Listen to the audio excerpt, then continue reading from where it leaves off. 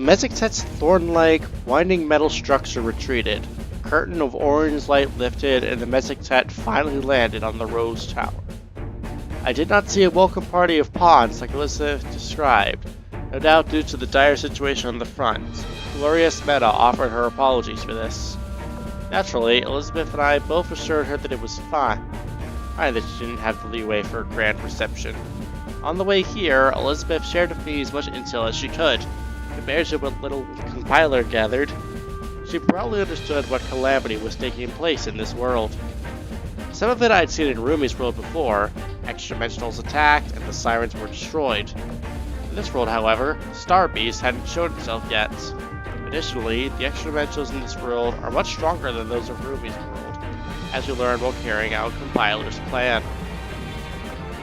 I speculate that the reason the Star Beast didn't show up was that the extra-dimensionals already present were enough to wipe out the sirens. It never needed to appear.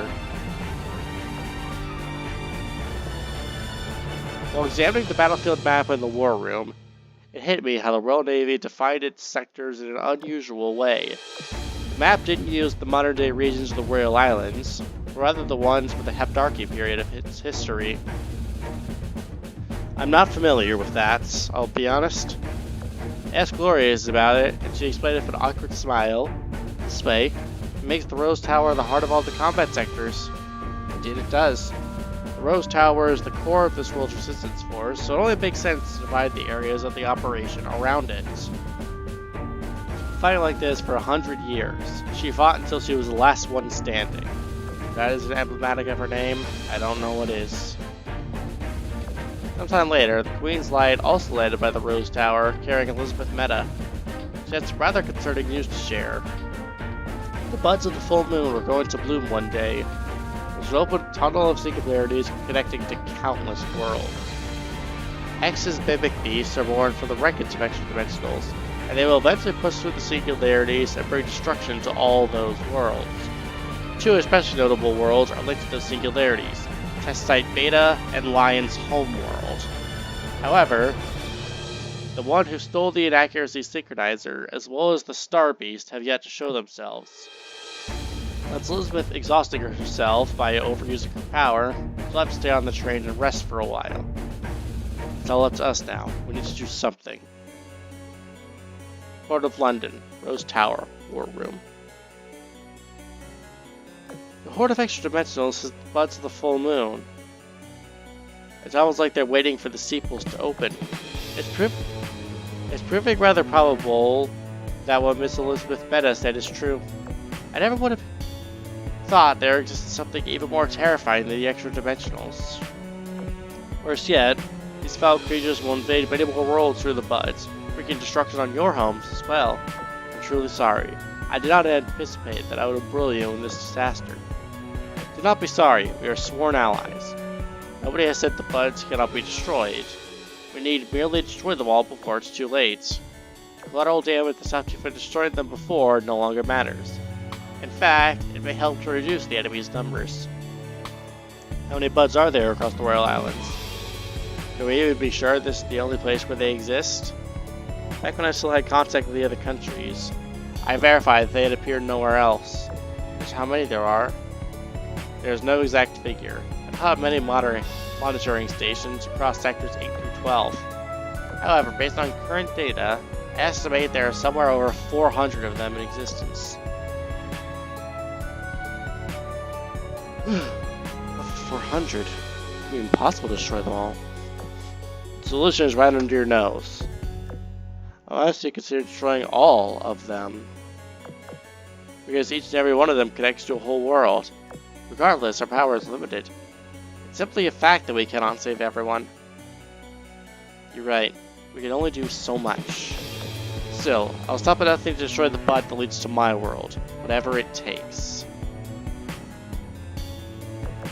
Elizabeth Meta, can you locate those two buds? Of course, we remember them vividly. We sorted the coordinates after we got back.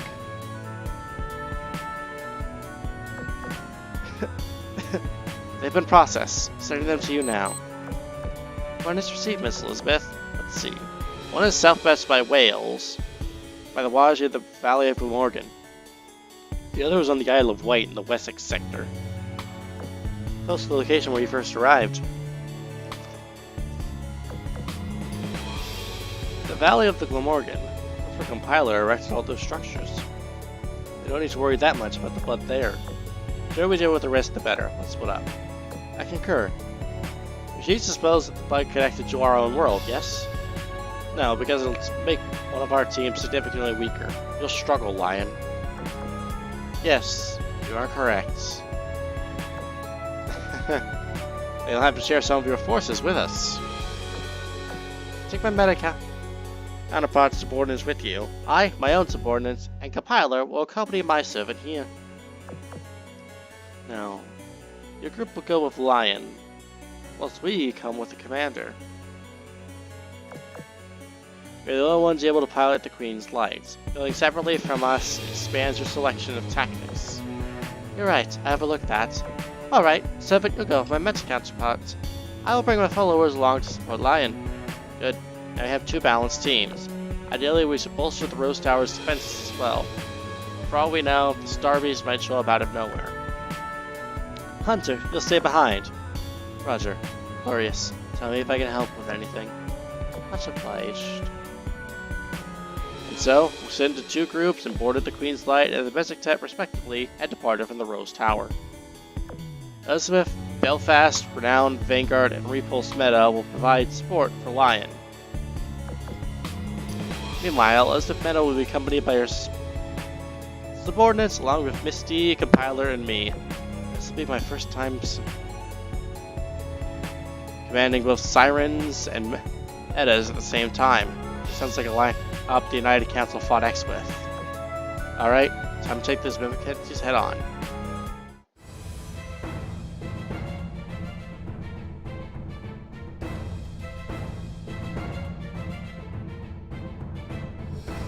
Sorry. I record this way too early.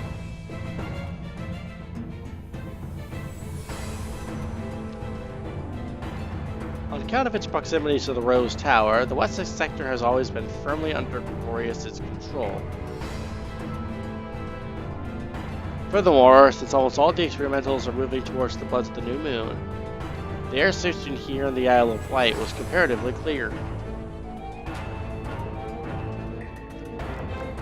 This allowed Lion to pilot the Bezektet to the Isle in record time. Once we disembarked onto the sea, the ship girls assumed battle formations and engaged the enemy in direct combats. Phew. Once we're below the Bud, we can set up the high-level explosives that Elizabeth Meta supplied us with. I brought extra just to be safe, and asked Glorious to provide aerial support. One might even call it double insurance. I think her explosives I think her explosives should more than suffice. Knowing her, she probably already gave you more than you needed. Better to be safe than sorry when so much is at stake. I also brought my own bombs for the purpose of the expedition. I thought I'd use them to blow up a mountain to make a base or some such. Instead, they'll be used to bring down the giants. Send another massive amount of resources to construct one singularity. We have over 400 ones just growing in the wild. And now I must destroy one of them with my own hands, lest everything I hold dear vanish in a heartbeat. Just yesterday, I was sitting by the bank of the Nile, looking forward to a new era. Today, I'm caught with a battle to the death with an incomprehensible foe, facing a crisis that involves the survival of my world. How do I put it? It was like being in a bizarre dream. It just makes me want to tender my resignation. I have no idea how I'll write a report on all this once I return. Think about writing reports this time? You must utterly adore your job. My mind's a mess currently. The only way to calm myself down is to think about work. I feel like you're used to high-stakes situations such as this, Your Majesty. Care to share some nuggets of wisdom? Me? Do I really look like I'm taking this well? Perhaps I am. I've been in so many life-or-death battles that I stopped counting. Everyone's life is different, so I can't give any advice on dealing with stress, but I can share my mindset with you. The homeworld was a siren test site. It was also a prison we could not leave. Sure, a prison where you would be better clothed, but there was danger everywhere if we took one step outside. Even if prison is comfortable, should you be content? living and dying by the whims of its warden? In our case, we eliminated the warden and gained some freedom for ourselves. That you did. Now, are you going to let your world be destroyed by an unknown danger, like what happened to those reflected in the buds? Danger's outside the cage. We all knew that, but now we have freedom. And with freedom comes the right to choose. You can learn about your enemies, you can grow stronger, you can explore the unknown, you can keep chasing after hope. One day you'll have gotten through the true danger, and then a glorious future won't seem like a pipe dream anymore. You know what I mean? Noble perspective. Thank you. I think I can picture the outline of that report now. Glad I could help. The stress signal we both received. What's about it? The signal we received contained a message in the name of the Eternal Sun. What is this Eternal Sun? It's some kind of code word used in your alliance? Something like that. According to my other self, it's planned to recruit allies from beyond worlds of our own. The Eternal Sun Project. I'd like to formally request to join. I want to be part of this project. Do you mean as representative of your country? Or in your capacity as the governor of an isle? Not sure yet. For now, the latter. That can be arranged. As to be allies, I have to have no plans of meddling in the affairs of your world. You're permitted to join the Eternal Sun. Whoops. You're permitted to join the Eternal Sun Project. Alternatively, we can form a temporary alliance.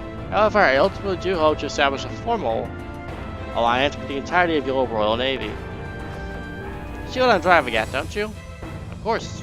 Whether we can form a cooperative agreement. Good. So true allies now. I wanted to ask something that's been weighing on me. You said you defeated the Sirens. Does that mean you destroyed all their mainframes?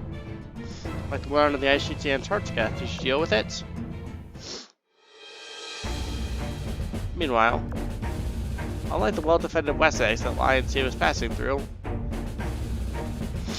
Wales and Cornwall had almost nothing in the way of Allied forces stationed there.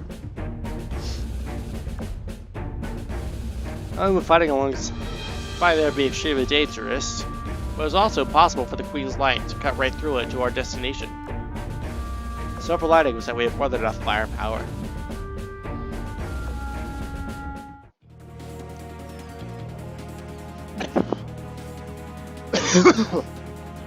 The combined onslaught of the Sirens and Meadows was ruthless. The extra dimensionals were forced to fall back. Soon after, we had reached our destination below the Bud. This was a lot easier than when I fought alongside the Ironblood Resistance. We got here fast this time. Good job, Albino. Elizabeth, good job on you too.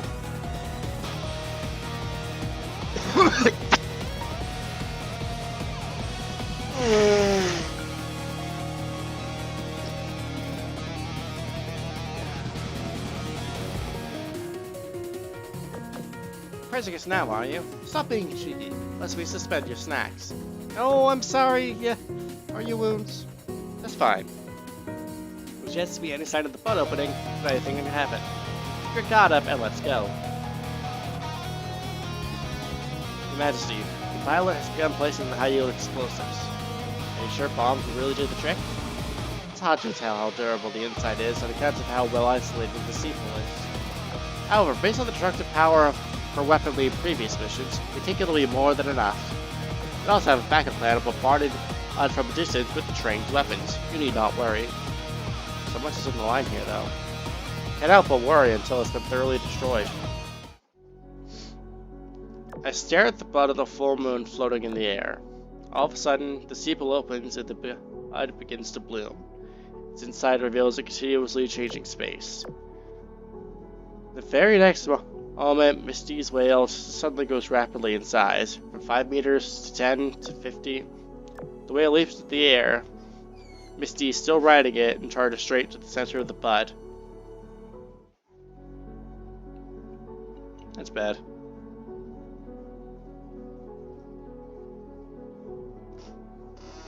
The world is vast, dark, without bounds. Feels as if I weigh nothing as Misty and I are sucked into it. What in the world? Where's Misty? I frantically search my surroundings and find her floating alongside Death's shadow nearby. Wait, I'm floating too? as if we're soaring through the void alongside the whale. My mind isn't being torn away from me or dissolving into the void. Is the whale protecting me? Whatever the case, where are we going right now? I try calling out to Miss D, but she doesn't react, as if she's deep asleep. After an unknown stretch of time, stars finally begin to dot the empty blackness. Buds bloom, and various fragments pass us by. Among them I see Fritz Rumi. She's leading a resistance fleet to take back lost homelands after repair the purification device and the defeat of the Star Beast. The enemy's formation is breaking. Don't let up. Drive them back once and for all. Does this bud connect to her world? Next, I see Raffaello. After the restoration of the Sardinian League, she holds a personal exhibition in Florence. Her paintings display scenes from her dreams. Most conspicuous among them is a portrait of a girl wearing a black crown. One exclusive, never before seen things about Her Holiness Marco Polo. Come see my expedition. Actually, this one goes to Raffaello's world. Images weave into one another like an endlessly morphing dream. No, this isn't a dream. They're all reality. The events happening right now in the worlds that these buds are connected to. If the bud blooms, the mimic entities get into each world, and it's all over. Over 400 buds. Over 400 worlds. I can split my forces into two groups. One to destroy the bud leading to Rumi's world, and the other to destroy Raffaello's. But what comes next? Just wait and watch while every other world is destroyed? Every world has its own history, its own people, its own future. I can't be complicit in this, but only they bloom. Is there enough time? Are we strong enough? How many sacrifices are worth it? How many can we save? How many must be abandoned? Which do we rescue? Which do we let die? I'm too powerless. Even with all my resources, power, and knowledge, it's nothing in the face of real crisis. Do I give up? I can't give up. This is all wrong. I have to do something about it. This is all wrong. I have to do something about it. What? Endure. Death. Engaging Death's Bridge. Switching to real-time communication. Attempting communication. What are you doing? There's no response. Misty and Death's Shadow continue their mechanical, mirrored slowly. Hello, Death? Why have you contacted me through Death's Bridge? What's going on? Do you need me to come there? You're silent. Are you in a situation where you can't speak freely? Don't worry, remain calm. I'll be there right away.